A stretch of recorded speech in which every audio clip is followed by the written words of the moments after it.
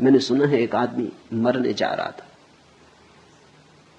जिस नदी के किनारे वो मरने गया, एक सूफी फकीर बैठा हुआ था। उसने कहा क्या कर रहे हो? वो कूदने को ही था। उसने कहा रोको मत, बहुत हो गया, जिंदगी में कुछ भी नहीं, सब बेकार है। जो चाहा नहीं मिला, जो नहीं चाहा वही मिला।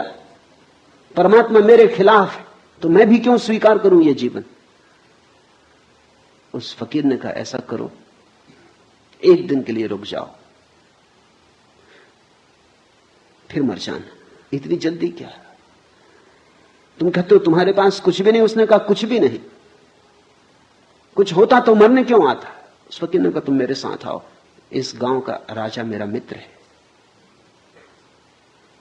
वो ले गया फकीर को, फकीर उसे ले गया। उसने सम्राट के कान में कुछ कहा। सम्राट ने कहा 1 लाख रुपए दूंगा। उस आदमी ने इतना सुना, फकीर ने क्या कहा कान में वो नहीं सुना। सम्राट ने कहा 1 लाख रुपए दूंगा।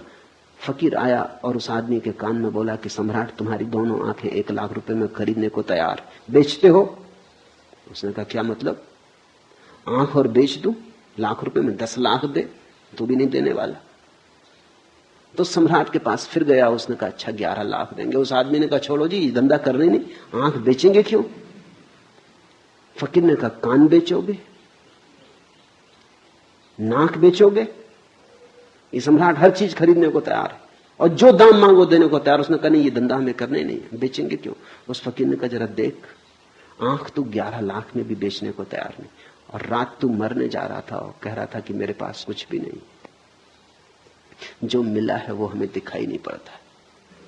जरा इन आंखों को तो ख्याल करो, ये कैसा चमत्कार है।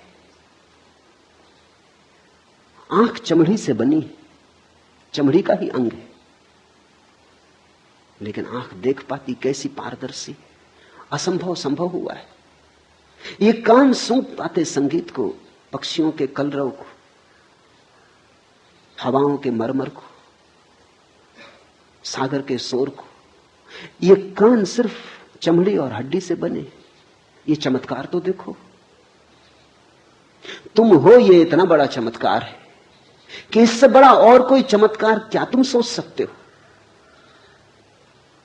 इस हड्डी मांस मज्जा की देह में चैतन्य का दिया जल रहा है। जरा इस चैतन्य के दिए का मूल्य तो आंको नहीं, लेकिन तुम्हारी इस पर कोई दृष्टि नहीं। तुम कहते हो हमें 100 रुपए की नौकरी मिलनी चाहिए थी, 90 रुपए की मिली, मरेंगे, आत्महत्या कर लेंगे। कि होना चाहिए था मिनिस्टर, केवल डिप्टी मिनिस्टर हो पाए, नहीं जिएंगे। कि मकान बड़ा चाहिए था, छोटा मिला, कोई सार रहने का नहीं। कि दिवाला निकल गया, कि बैंक में खाता खाली हो गया, अब जीने में सार क्या है। कि एक स्त्री चाही थी वो न मिली, कि एक पुरुष चाहा था वो न मिला, बस अब मरेंगे। जितना तुम चाहोगे उतना ही तुम्हारे जीवन में दुख होगा।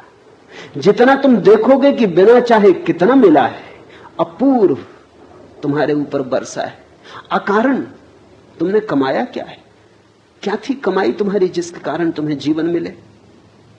क्या है तुम्हारा अर्जन जिसके कारण क्षण भर तुम सूरज की किरणों में नाचो, चांद तारों से बात करो? क्या है कारण? क्या है तुम्हारा बल? क्या है प्रमाण तुम्हारे बल का कि हवाएं तुम्हें छुए और तुम गुनगुनाओ, आनंद मग्न हो, कि ध्यान संभव हो सके? इसके लिए तुमने क्या किया है?